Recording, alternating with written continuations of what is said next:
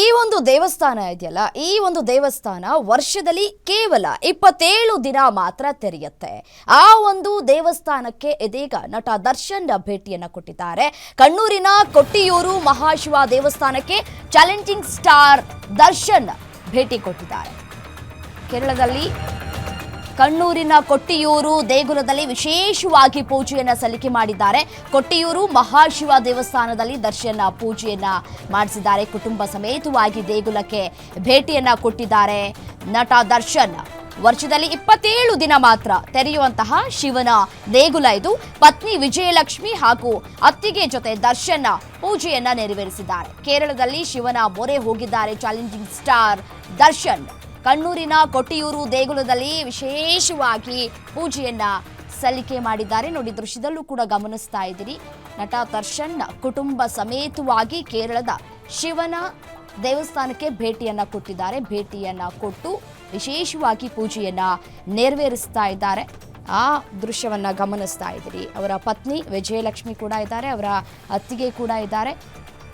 ನೋಡಿ, ಇದು ಕೇರಳದಲ್ಲಿ ಇರುವಂತಹ ದೇವಸ್ಥಾನ ಕೊಟ್ಟಿಯೂರು ದೇಗುಲ. ಇದು ವರ್ಷದಲ್ಲಿ 27 ದಿನಗಳ ಕಾಲ ಮಾತ್ರ ಈ ಒಂದು ದೇವಸ್ಥಾನವನ್ನು ತೆರೆಯಲಾಗತ್ತೆ.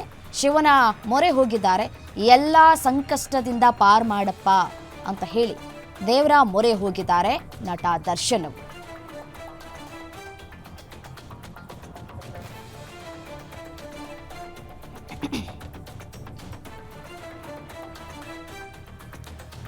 ಅವರ ಡೆವಿಲ್ ಸಿನಿಮಾದ ವಾಕಿ ಟಾಕಿ ಕಂಪ್ಲೀಟ್ ಆಗಿದೆ.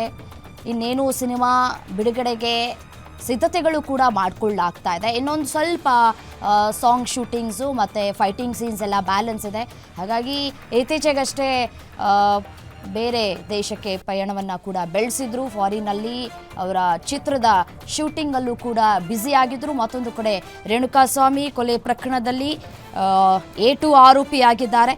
ಸೊ ಹಾಗಾಗಿ ಆ ಒಂದು ಸಂಕಷ್ಟದಿಂದ ಪಾರು ಮಾಡು ದೇವರೇ ಅನ್ನುವಂತಹ ಒಂದು ಕಡೆ ಮೊರೆ ಆದರೆ, ಮತ್ತೊಂದು ಕಡೆ ಡೆವಿಲ್ ಸಿನಿಮಾ ಒಳ್ಳೆ ಸಕ್ಸಸ್ಸನ್ನು ಕಾಣಬೇಕು ಅನ್ನುವಂತಹ ನಿರೀಕ್ಷೆ ಎಲ್ಲರಿಗೂ ಕೂಡ ಇದೆ. ಮತ್ತು ಅವರ ಅಭಿಮಾನಿಗಳು ಅಂತೂ ಸಿಕ್ಕಾಪಟ್ಟೆ ಕ್ರೇಜನ್ನು ಹೊರಹಾಕ್ತಾ ಇದ್ದಾರೆ. ಈಗಾಗಲೇ ಬುಕ್ ಮೈ ಶೋನಲ್ಲೂ ಕೂಡ ಕ್ರೇಜ್ ಶುರುವಾಗಿದೆ ಡೆವಿಲ್ ಸಿನಿಮಾ ವಿಚಾರಕ್ಕೆ ಸಂಬಂಧಪಟ್ಟಂತೆ. ಸೊ ಹಾಗಾಗಿ ಈಗ 27 ದಿನಗಳ ಕಾಲ ತೆರೆಯುವಂತಹ ದೇವಸ್ಥಾನಕ್ಕೆ ಭೇಟಿಯನ್ನ ಕೊಟ್ಟಿದ್ದಾರೆ. ಕೇರಳದ ಕೊಟ್ಟಿಯೂರಿನ ಮಹಾದೇವ ದೇವಸ್ಥಾನ